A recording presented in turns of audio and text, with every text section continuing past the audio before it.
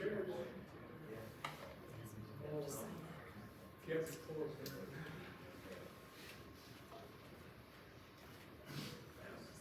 You're surprised that February. So he's going. We were, yeah, so that would be great. Never expected that. It's hard to guess. Not to see it here. That was a very popular one earlier.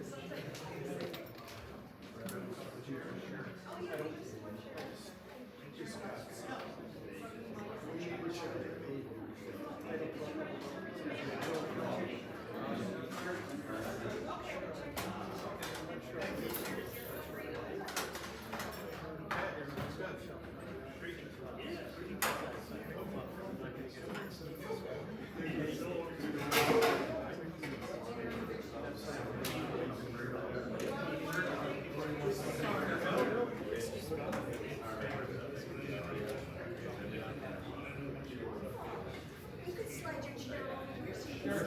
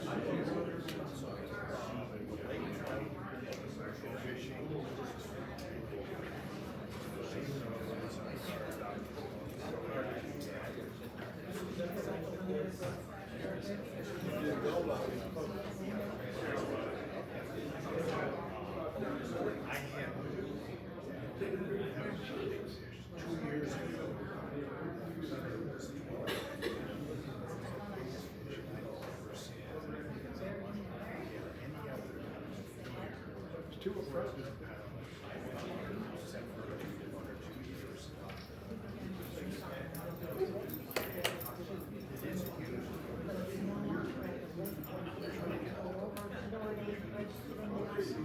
Well, we're at 1 hour, so I guess we get started. I know folks are tuning up here for some reading or something interesting and important.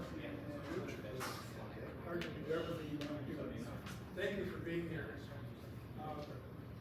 My name is Rob Gray. I'm with the Kennedy Lake Watershed Association Outreach Committee. And we're guests at the Wood Library. Here they have a program going called Libraries of All Lakes. And I believe it's a national program, it's not just local. They've got a couple of other programs here related to that initiative. And before I introduce our speaker, I would like to introduce Alexis Lawrence, who's the Adult Services Librarian here. And she has a few things to mention about programs and offerings that are coming up. She's working hard to get her chair, but try to talk her out of it. Sorry. Thank you, Alexis.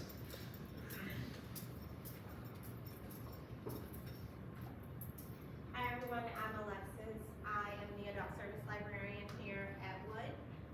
So if you know who I've met before, hello. If you have met me before, I started here maybe like 3 weeks before COVID hit. So I met most of my people over Zoom. So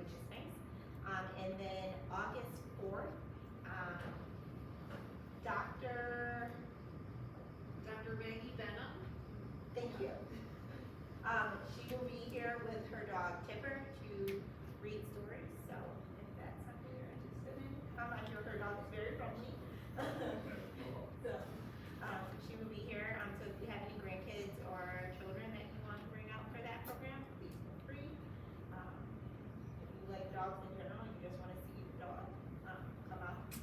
But she will be here, August 4th. And other than that, this is my Library Love League program. I'm happy to partner with Canada Work Association for this program, and I'm happy to have you here to do this presentation, and I will bring it back over to you while I go grab more chairs for anyone else that shows up. Thank you, Alexis. A little bit about CLWA. First, I know you're eager to hear from me. I want to let you know what we are, where we're coming from, and all. We're an all-volunteer organization made up of folks like yourselves who made protecting the health of the lake and its watershed a priority. Many of our members participate in science-based activities, taking measurements, making observations, conducting simple experiments. For more advanced work, we partner with Hobart and Smith and Cornell and Syracuse. So we're into the science aspect of making things better, let's say. Tonight's program is part of our ongoing outreach efforts to keep the public informed of the condition of the lake and its watershed and to promote lake-friendly lifestyles. Our hope is to build a sense of stewardship of Canandaigua Lake and its watershed among those who are fortunate enough to live in this area. If you haven't noticed, we have refreshments in there, so help yourself and family. You will peel in line if you go during the program itself. Just tiptoe. And help yourself to the cookies and lemonade. Now, Pete Osterman, as our presenter tonight, he's an aquatic biologist with the DEC, based in Avon. He's been with Region 8 Fisheries Unit since 2006. And he's an expert in the biology, habits, and habitats of fish in Canandaigua Lake. He's a native of Penn, and over the years has fished lakes and adjoining streams at some length. So he's quite familiar with the area and its situations. He completed environmental science programs at FLCC and those at SUNY College of Environmental Science and Forestry. Please welcome Pete Osterman.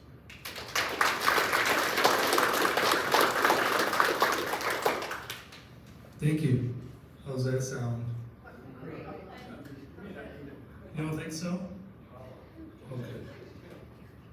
Thanks for having me. Thanks everyone for showing up. I'm gonna go through kind of like a basic history of the fishery, sort of generally, so we have something to compare to, and then kind of go through what our most recent data tells us about the fishery of Canandaigua Lake right now. Okay, so you probably know Canandaigua is one of the larger Finger Lakes. It's,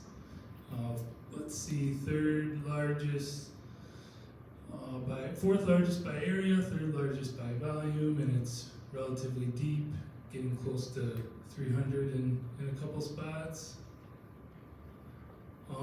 Every about 10 years we do an angler survey.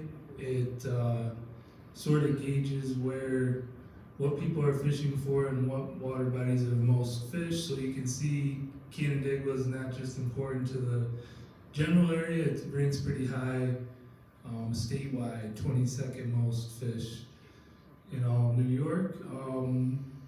Yellow perch, lake trout, largemouth bass, smallmouth bass, and most of you know there's also a pretty good rainbow and brown trout fishery. So early on, I mean, there was a lot of stocking going on even before 1900, so it's hard to know exactly what was native and what wasn't, but we have a pretty good idea. Lake trout are native. There were Cisco, burbot, which is kind of related to a cod, and whitefish. So these were sort of typical native fishes in the Northeast in deep cold water lakes. And that's what we found in Canandaigua as well. Also walleye, that one involved some stocking. It's possible they were native. It's not 100% clear, but they were definitely around early on. Yellow perch, chain pickerel, and smallmouth bass were found late 1800s, early 1900s. One of the first major changes to the overall fishery was the introduction of rainbow smelt. They became pretty abundant by the 1930s. Fishery developed. We were just talking about it before the meeting, some of the tributary netting that went on. Around that time, the Cisco, burbot, and whitefish populations started to decline. Maybe not in a direct result of the smelt, but they likely had some influence. 1930s, the rainbow trout fishery got up and going pretty well. Shortly after that is some notes that people started seeing declines in smelt, which would sort of make sense when you add a new predator to a system. Something's gotta react. Then another big change, alewife. A lot of people call them sawbellies. First established in 1950s. Kind of unclear how they got in. Most likely somebody stocked them because they seem to be working well as a forage fish in some of the other Finger Lakes. The problem is they do have a big impact on the overall food web. They really are efficient feeders on zooplankton. So zooplankton are just invertebrates that are sort of at the bottom of the food chain, floating around, at least in the case of cladocerans. Something like a mysid's more bottom-oriented. One good resource that kind of gives us an idea early on was some St. Bonaventure studies on the lake that sort of noted some of the changes that happened following the introduction of alewives. They started to see, instead of dominantly large zooplankton, because the alewives were feeding on those, the population began to sort of favor the smaller zooplankton, which can then sort of impact the rest of the fishery in sort of subtle ways. But at the same time, fish were growing really well with all these millions of sawbellies out there. Here's a few examples. The 1960s growth rates in the lake were kind of incredible. There's a 18-pound rainbow trout there. It's the largest I've ever heard of. I don't know, we don't really keep records specific to each lake, but then this fish was tagged in 1963 at 10 inches. Somebody caught it, reported it to fisheries staff at the time, and within a couple of years it had grown to 27 inches and 9 pounds. So 3-year-old rainbow trout at 27 inches. A 3-year-old rainbow trout now is probably around 15 inches, just for comparison.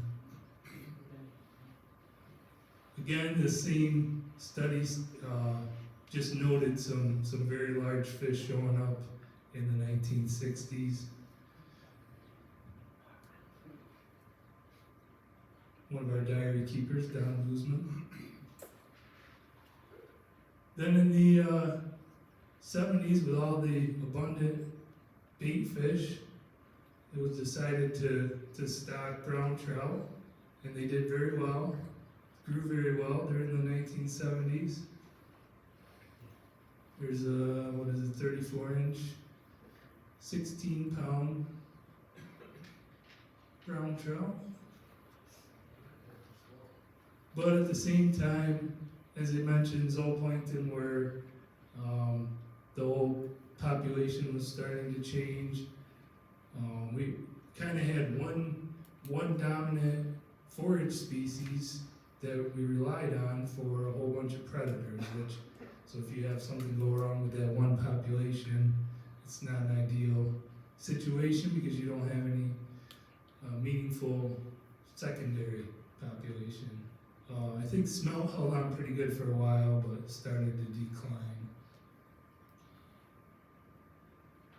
So in the 80s, the fishery was still pretty good, but people were noticing fewer large rainbows in Naples Creek.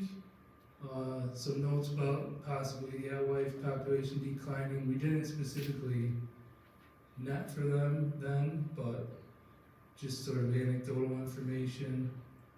And overall lake productivity had some signs of that it was decreasing. Some of that was a good thing due to the Clean Water Act. And then of course, the big change that sort of was one of the bigger issues in the last 30 years was zebra and quagga mussels. Zebra mussel on the left, quagga on the right. I think zebras were first, and then quaggas sort of took over, and that's what you find mostly now. And they can live a little deeper than the zebra mussels can, so they sort of have a bigger impact because they're affecting more of the lake. So the mussels, so just like the smelt alewives have an impact on the whole plankton population. Zebra mussels filter phytoplankton. Phytoplankton are needed at the bottom, for zooplankton and so on, and it goes up the food chain and affects everything. And so by the 90s and early 2000s, fish growth had slowed quite a bit. When you looked at lake trout lengths and weights, and you compare what a ideal weight is for a fish of a given length, we were finding way lower condition. Below 90 is a relative weight. Usually you want that in the 90s or up towards 100. Smaller fish, and again, we weren't yet specifically sampling for forage fish, but the big balls of bait and alewives were much less common. So when I talk about forage, some of the main species out there, it's dominated by alewives. There are still a few rainbow smelt around. We have sculpins, slimy and mottled sculpins that are basically bottom oriented. Their lake trout feed on them quite a bit, and of course there's a wide variety of other fish and invertebrates. So in recent years, after things sort of adjusted, after zebra mussels and quagga mussels sort of leveled off, we've been seeing some trends back up in growth, trends back up in alewife population, and we're getting a lot of large fish reported again. Here's one example, a Derby winner, I think last year, 2 years ago, it was a 29-pound lake trout. We were able to get the otolith. We got a hold of the Derby winner there and got the otolith is it's like a bone in the ear that's for balance, and it lays down rings kind of like in a tree. A scale will do the same thing, but a fish that big and old, the scale sample is not very accurate, so we sort of said we could age the scale, but our estimate we give you would be pretty low. The otolith should be right on, and we came up with 24 years old, so I actually thought it would be older, but that's still pretty impressive. And then just a few examples here. Recently, there's been quite a few large brown trout reported, 16-pounder in the diary last year. Derby winners, 4 of the recent years, anywhere from 13 to 17. And then, of course, this year, a 15-pound rainbow, which is very impressive. This is one of our diary keepers reported estimated 40-inch. He let that fish go. He didn't get a measurement, but needless to say, it's a big fish. So currently, we sample all the western Finger Lakes from Seneca west, so we sort of have to focus our efforts on sort of the most important fisheries in these lakes. On Canandaigua, we focus on lake trout. We're switching to, also rainbow trout. We're switching to a more frequent sampling of largemouth and smallmouth bass, and then yellow perch and brown trout are, as I showed in the previous slides, kind of a trophy fishery. You'll see in a minute their catch rates overall aren't that high, but we're holding on to them for now because anytime you can get a 15-pound trout, it's well worth the stocking effort. So stocking, we stock lake trout and brown trout. The rainbow trout population is completely naturalized. We haven't stocked in well over 50 years. I believe it's the only Finger Lake that hasn't been stocked in the last 50 years with at least some rainbow trout.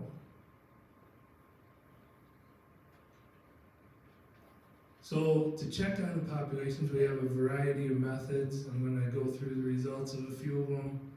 We have an angler diary program that's a really neat data set going back to 1973.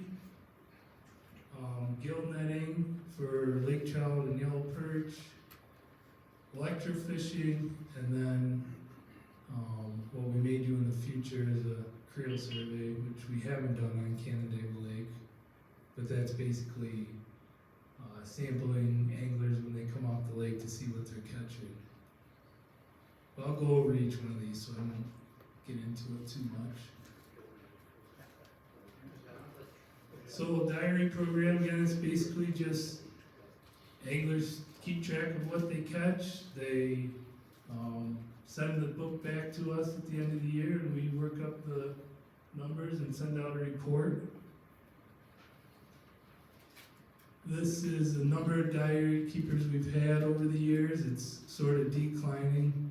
We're still at a good level right now, but we kind of want to make sure this doesn't continue downward. So we're always recruiting anyone that fishes for trout on the lake, even 3 or 4 times a year. And then overall trout catch rates going the other way, which I guess is a good thing. There's been some ups and downs, but most recently we're at 0.6 or so legal trout per hour, so that, less than 2 hours on average to catch a legal size trout. That compares well to the other Finger Lakes right now. When you look at just lake trout, pretty much the same pattern. This only goes back to 1998, the previous graph was 1973. But over the last 25 years, we had some sort of a downtrend, and now we're heading back up with lake trout catch rates. Rainbow trout have been on the upswing and been one of the better rainbow trout fisheries in the Finger Lakes. And then brown trout on the decline, and also the scale here is pretty low numbers. And I think part of that is just some of our diary cooperators don't target brown trout, so that's one thing we keep in mind. Every time we see 3 or 4 10 to 15 pound brown trout run into the annual derby, it makes us feel a little better about stocking them. So. But if we were to base our stocking rate or stocking on just this, we probably wouldn't be stocking them anymore. But luckily we have other sources of information too. So overall, the diary program, we need more cooperators. The overall fishing catch rates have been high compared to other Finger Lakes. Lake trout and rainbow trout pretty good. Brown trout on the low side. It's more of a seasonal thing too, I think, with brown trout. So on to gill netting since late 70s, early 80s, we've every 3 to 5 years, more recently every 3 years, done gill netting throughout the lake over 2 weeks in July to get a handle on the lake trout population.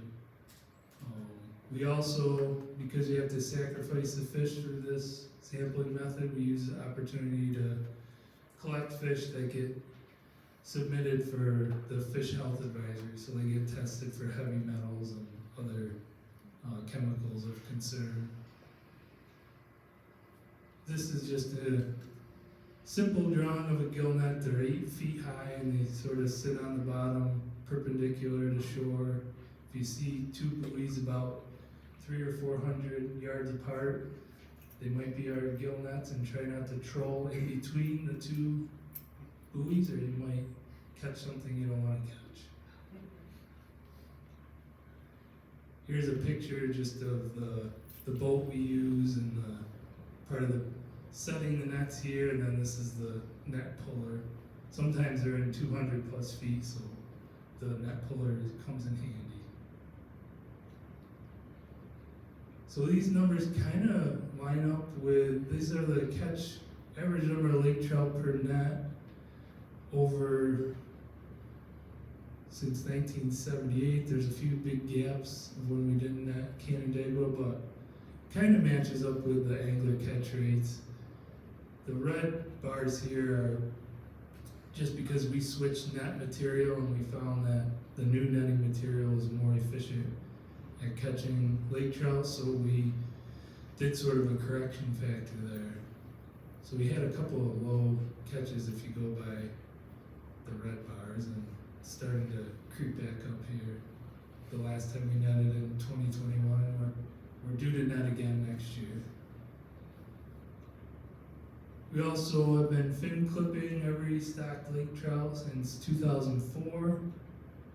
So we can tell how much natural reproduction is going on. Right now, doesn't appear to be much.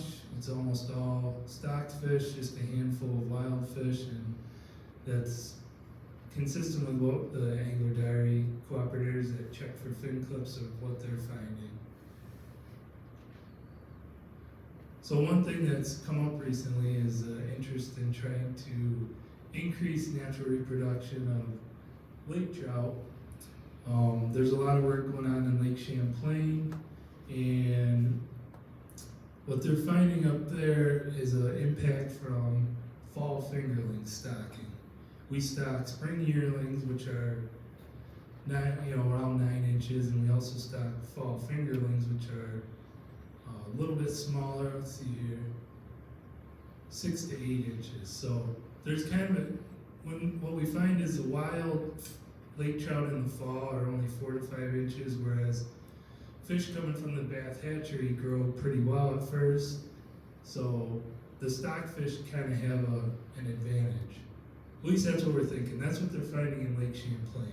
Whether or not it would be the same in Canandaigua, I'm not sure. You can see with the spring yearlings, the wild fish tend to kind of catch up in growth, and there isn't that discrepancy in size. So the idea that they're found in Lake Champlain is if you stock fewer fall fingerlings and stick with spring yearlings, then the wild lake trout have a better chance of recruiting and growing. But we haven't done anything as far as numbers to try this out yet, but it's just something that's being sort of floated out there right now. Yep. When do the wild ones spawn? When do they spawn? They spawn around November. Yeah. They can start as early as October, but I think most of it is in November. So. They then, they'll hatch much later, and by fall of the next year, they're in the 4 to 5 inch range. So we also can age the lake trout, figure out how well we're just looking at age 5 lake trout because that's a age that we tend to catch a lot of in all these samplings. So I just put Canandaigua up here next to some of the other lakes to compare. This number is actually higher than it was in the 1990s and 2000, early 2000 for Canandaigua Lake, but it's lower than some of the nearby lakes. A lot of that could be related to just the productivity of the lake. On the next graph, yeah.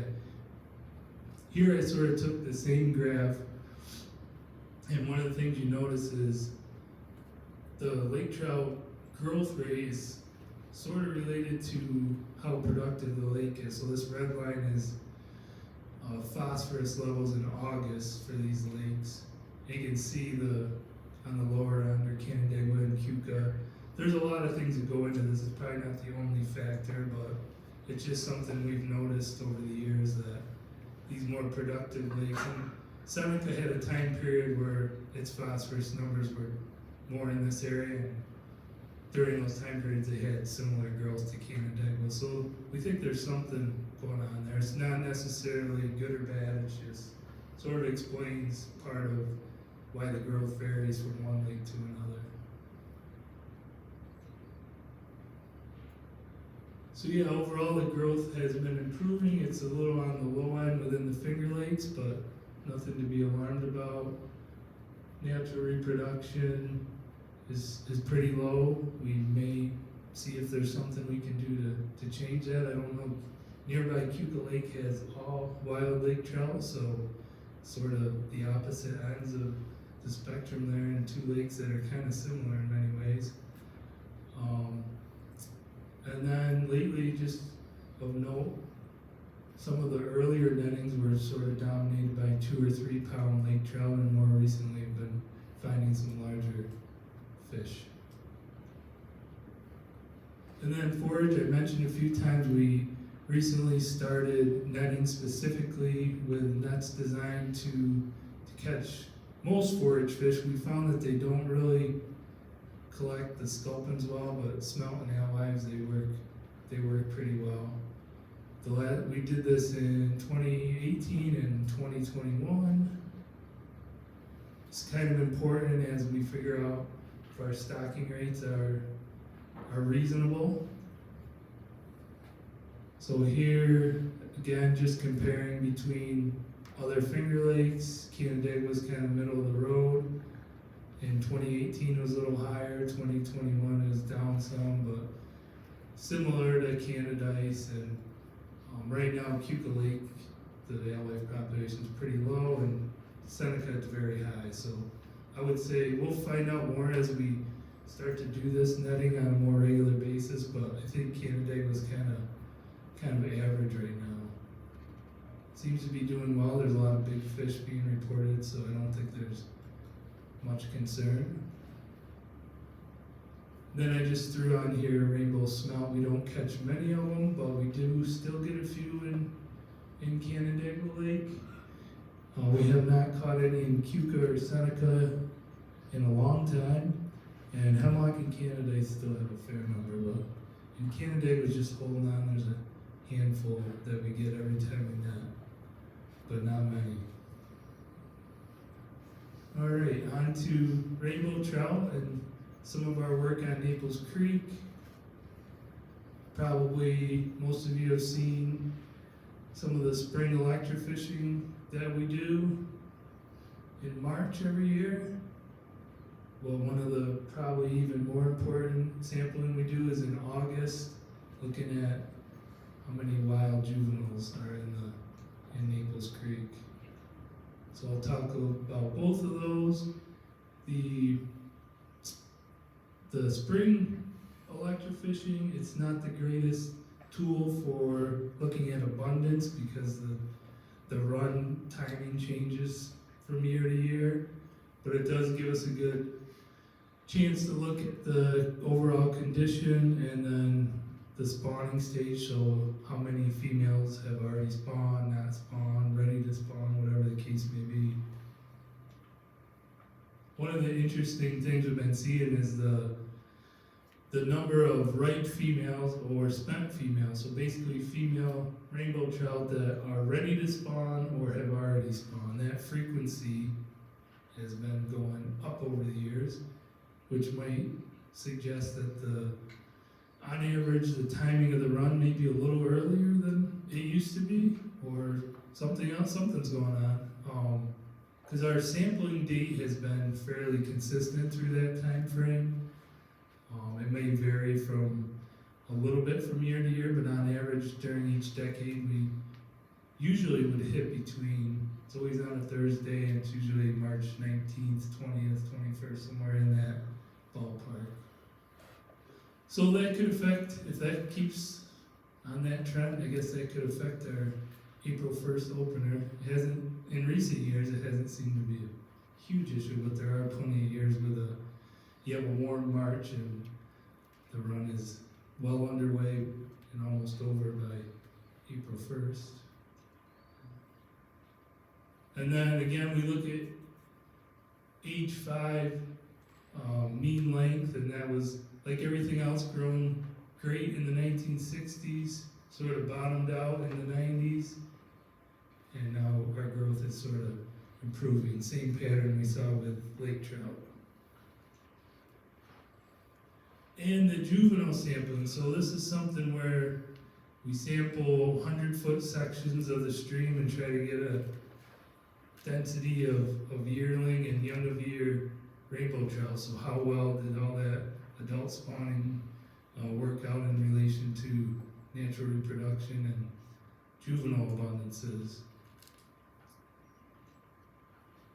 So there's been around 12 sites every year spread throughout the creek. Recently we've been doing this the last couple years every year, but we try to do it at least every 3 years. And there's a lot of years of data here, and they're all over the place, but I guess the takeaway is the most recent density of yearling rainbow trout was sort of middle of the road, kind of near the long-term average. I'll sort of give a rough estimate of what that might mean. So if you look at how many miles of Naples Creek have good nursery habitat, multiply that by the width, and you get acres, and multiply by our density, and you come up with, we had about 25,000 yearling rainbow trout ready to swim out into the lake and start being caught a few years later. That's kind of a conservative estimate because we aren't including Tannery Creek and Grimes Creek and Reservoir Creek and all these other places where we know there are a lot of rainbow trout. So one of the reasons I think the fishery's been good over the years in Canandaigua is you look at how much spawning habitat there's. 9 miles again is probably a low end estimate.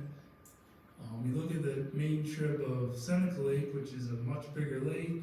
There's only about 7 miles total of spawning stream habitat. Then Cuca Lake, a similar sized lake to Canandaigua, only has about 4 miles. There's some in Sugar Creek as well, but it's pretty minimal.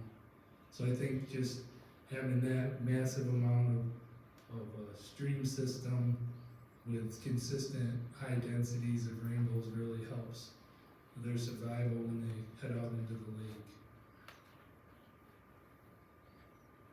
So yeah, I'm a little biased, but I think it's the best in the Finger Lakes for rainbow trout right now, the rainbow trout fishery. It's the only one that hasn't been stocked to some degree in recent years. Again, I went over sort of why part of that is the habitat in Naples Creek, and because it's somewhat of a special fishery, it's one of our high priorities. And again, we'll have time for questions if we need to go back to any of those graphs or anything. On to some warm water fish, smallmouth bass sampling. We did some electrofishing and gill netting. It's a little outdated now in 2017, but we're scheduled to do it again next year. But I'll just quickly go over our smallmouth bass catch rates for adult or legal size fish in 2017 was very low, much lower than the last time we sampled in '01 and much lower than the neighboring lakes where we did the same type of electrofishing. On the positive side, the sublegal, so the juvenile smallmouth bass catch rate was very high. So we were hopeful that that would, in a few years down the road, help recover the adult population. We hear some signs that it's getting better, but still not what it was in the early 2000s, late 90s. Largemouth bass, during that same electrofishing survey, we sampled 4 sites in the areas that we would call largemouth bass habitat. We had pretty average catch rates, a few nice fish in the upper, around 3 pound range. But really, when we sample next time, we're going to try to hit more largemouth bass habitat to get a better feel for where that fishery is at. Yellow perch, we did both electrofishing and gill netting, and they kind of showed the same thing. Some really high catch rates, but the average size was not bad, but I think a little lower than some anglers want it, and a little lower than what you see on Keuka and Seneca Lake, which are sort of exceptional lakes. But in both places there were a small number, over 10 inches in our sample. One of the things we kind of looking at is there some kind of regulation change we could do to increase the number of larger yellow perch out there. What you need in that situation, you need fast, well-growing fish to be able to sort of reduce the harvest rate and end up with larger fish.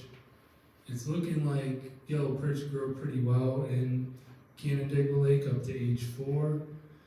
After age 4, our scale aging isn't all that reliable, so in the future we're going to move to a different aging method, like I mentioned with that large lake trout that was caught in the Derby, that it's much more accurate with the larger fish, and then we'll be able to tell how well yellow perch are growing in the lake and if there's something we can do to limit the harvest of larger fish.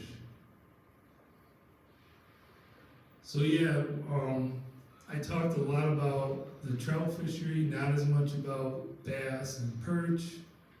We need more frequent sampling. As I said in the beginning, 3 of the 4 most targeted species are the warm water fish, so we recognize we need to start making that part of our regular sampling effort. And I won't go through this, but I'll basically sums it up as over the next 10 years we're going to be sampling for bass and yellow perch a little more frequently. We have tried in the past to do warm water diary. The current angler diary just covers trout. We haven't had much luck getting, it's a little more difficult to measure and report your 50 yellow perch compared to your 5 lake trout, so I kind of understand it, but we're open to trying it again if we have some interest. And then Rob asked me to tell you where to go fishing and catch all the fish, but I think that anglers know more about that than I do, but just a few things I could mention, which probably aren't a big surprise to anyone, but the smallmouth bass, they come in shallow.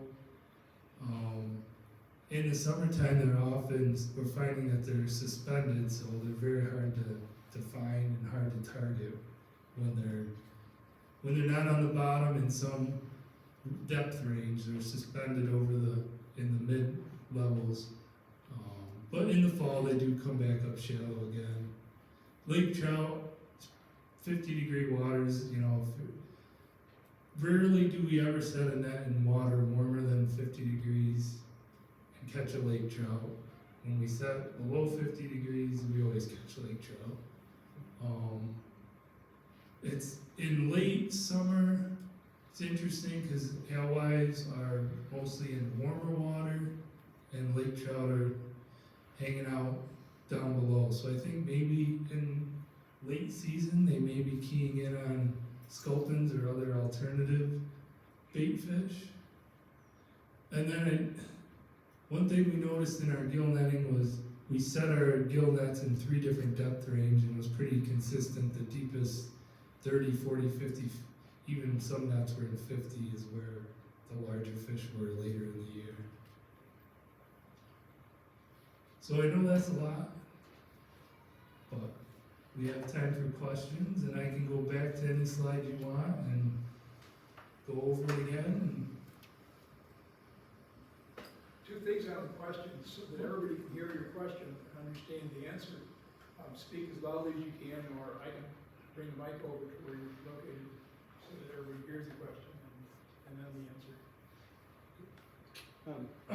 My voice isn't very loud, but there seems to be a significant difference in rainbows in the last 4 or 5 years, and that corresponds to the 1 limit. Only 1 fish per limit. I think that played a major role in that. I say that because I'm on the trout derby and we keep those records. The second thing, and I don't understand this, I can't give you the exact years, but we had 2 fish kills, and it was at spawning time, torrential rains like we had yesterday or the day before, and most of the fish that were killed are smallmouth.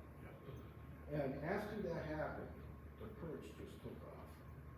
And then a couple biologists told me there's a direct correlation between the number of smallmouth and the perch in the lake. Whether that's true or not, you would know. I wouldn't. What I don't understand is why you limit perch at 50. Why should it be 50? So many people, including some of the groups that I'm familiar with, want it to be 25. Okay?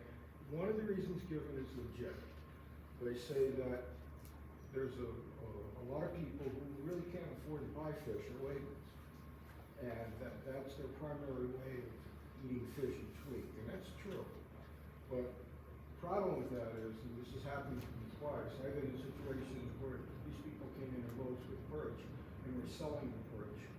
Okay, one time it was 12 perch for $10, and that's kind of unethical. So I don't understand why you just don't limit it to 25, because 25 perch is a couple pounds of fillets, and if people are that desperate, there's nothing stopping them from going out again and catching 25 more. And I just wondered where you stood on that. Thank you. Yep, so we have seen an increase in the rainbow trout population kind of corresponding to that 1 fish limit, so we have noticed that as well. And as far as the yellow perch, the one, like I said, the one limiting factor is if they're not growing well, then the limit is not going to help that much. But we are finding on other nearby lakes that they're growing well enough to where if we restricted harvest, it would improve the fishery. So it's definitely something that we're looking at, whether it be a minimum size limit or creel reduction or both. The one thing about the minimum size limit is it would sort of classify the yellow perch as a game fish at that point in these lakes because it has a size limit, which would make selling them illegal. So that would address that problem. But yeah, that's why we're netting next year, is because there is some serious talk about reducing limits. It never goes anywhere on a statewide scale, and we're usually pushed to do things as broad as possible to keep the regulations simple, but that has not gone anywhere, so now we're focusing on just the Finger Lakes because we have to do what's best for the area we're working in. I don't want to dominate the question. Just the last thing I was going to mention, being on the Derby, the last 4 years, I worked the North End, and each fisherman that came in with fish, I'd always ask them, how many did they release? 2 years ago, the fishermen that came in those 2 days released over 150 to 200 fish back into the lake. Oh, wow. And I know, I mean, that's just speculation. We're going to try to get a better figure on that next year. and it was even more down at the south end. So I think that really helps out the lake in terms of the population. Yeah. That's great. Yeah. Pete, I'm Steve Lewandowski, and I grew up on the lake at Coy Point. Arthur Sterling was my grandfather, who was a well-known local fisherman. My question is, where would a lake trout go to spawn on Canandaigua Lake? They will spawn on sort of cobbly, gravelly areas on a drop off. We don't have those anymore. Right. So Cuca Lake, there's some areas where they're known to spawn. Seneca Lake, areas where they're known to spawn. There's silt issues There's silt issues. in all those lakes. Yes. Maybe the silt issues are worse in Canandaigua Lake. I don't know. Well, if, you're saying 2% wild fish, Yeah. so they're spawning somewhere. I Right. don't particularly wanna go there, I'm not interested No, I from that know. point of view. But I'm just wondering if we're ever gonna have any more wild fish in the lake, which I would very much like to see. Yeah. We're gonna have to find a place for them to spawn, or make a place for them to spawn. Yeah. I mean, historically, there were a lot of areas that they spawned in the lake. Right. So there's a lot of good work going on to address inputs from the watershed and, Well, I grew up as a fisherman. I learned from my grandfather and my uncles, did a lot of fishing as a kid. I didn't know what I was doing, but I knew they knew what they were doing, sort of thing. yeah, And I'm not a fisherman anymore. Partly it was, a fellow showed me, a fish finder, and I couldn't figure out if we had fish finders, why I needed to fish anymore. And, things like that, it seemed, and the lake was too busy, and you couldn't go out in a boat, except at unusual hours, that sort of thing. So, I find myself at age 76 more interested in kind of a heritage situation in which I'd like to see more native fish. yeah, Native fish. I'd like to, the rainbow were fine. I lived on Naples Creek for a while. I know what's going on there. yeah. But still, I would like to see native fish. As Yeah. far as we could have a policy, we could return them to the lake and to the streams. I'd like to see that. Okay. There is also, just let me say, there is one stream which supports, and maybe you know what it is, brook trout still on the Canandaigua Lake watershed, one stream. We're not doing anything to protect that. Well, in a way we are, we've sampled, we had a region-wide brook trout sampling effort, it was from 2010 to 2015 to document where they are. I know of two in the watershed off the top of my head. And one of the ways we protect those two streams, they're both protected trout streams, and not that we stop every impact, but we do regulate what goes on in those streams. I'll tell you, because I don't think anybody here is gonna deplete the brook trout population, but Upper Grimes Creek and Upper Tannery Creek both have good brook trout populations still. Let me make a suggestion in that case. Tannery is near High Tor, Yep. and that's your property. The brookies are endangered by woolly indulgence, and they're killing the hemlocks in this area. That would be for me, would be a target for experimentation to limit the indulgence and the loss of hemlocks along Tannery Creek and Grand Creek as well. Okay, I know that's going on in Grimes, but I don't know about Tannery. I can see if there's Well, anything. it isn't in High Tor, but, Right. Grand Creek, none of that's in High Tor. No, but I know of efforts being done on Grimes Creek for. The the loss of shade would end Sure. the brookings. Yeah. Part of the issue is our wonderful rainbow trout fishery I too. understand. That's why there aren't any in Eelpock Creek. Yeah.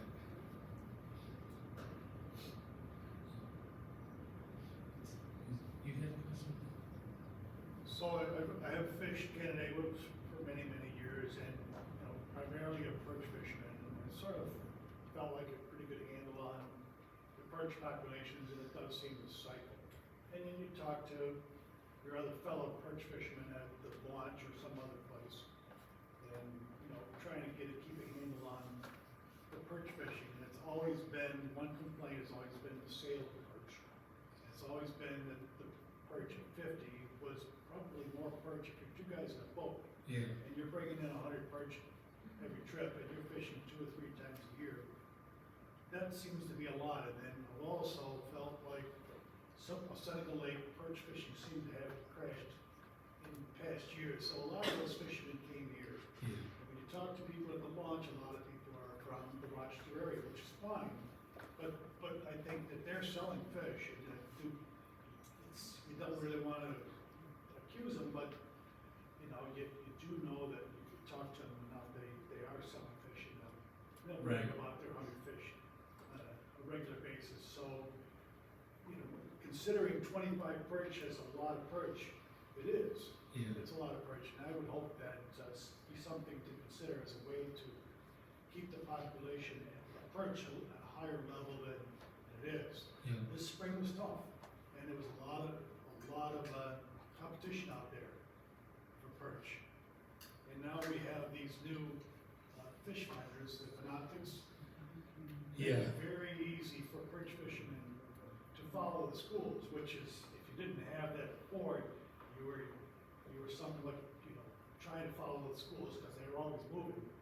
But with the Fanatics now, it's very simple to just follow the school perch.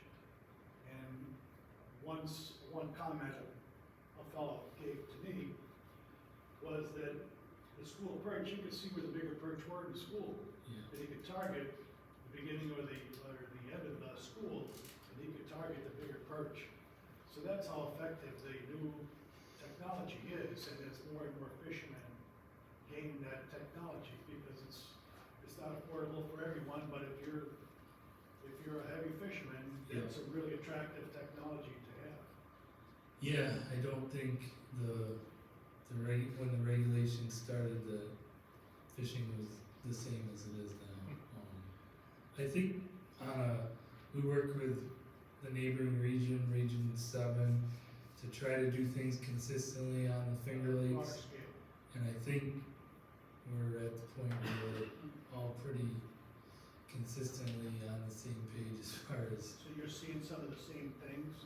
Yeah, you hear the same thing on Cayuga because a lot of the perch fishing shifted to Cayuga when Seneca had a bunch of bad years, just like it did here. So, Pressure. and they're selling fish, and Yep.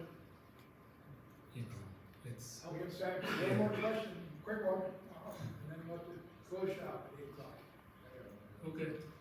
With the recent rainstorms that we had with water going into the lake, what adverse effects do you see happens to the lake after those recent rainstorms and the snow has debris the lake? And the lake has been turned over how many times? What do you see happening to the lake? I mean, it can be a quick influx of nutrients that has an impact. It could also be bad nutrients too. Right. So even though Canandaigua was on the low end on the nutrient scale in the Finger Lakes, it's that way. That's its natural state. It's not like we want it to shoot up to the same level as Seneca Lake, because then you end up with other issues like algae blooms and just so I mean, you can see that happen in the short term. I don't think it's anything that, in the grand scheme of things, over the course of time, is something that hasn't happened before. But it can have a short-term impact if you have that much sediment going in all at once. There's definitely going to be a spike in nutrients. I want to thank Pete, hearty thankful, thank representing all of us. It's really a lot Yeah. to deal with. But, you've done a great job and we really appreciate it. And thank you all Thank for being here. This is a wonderful turnout.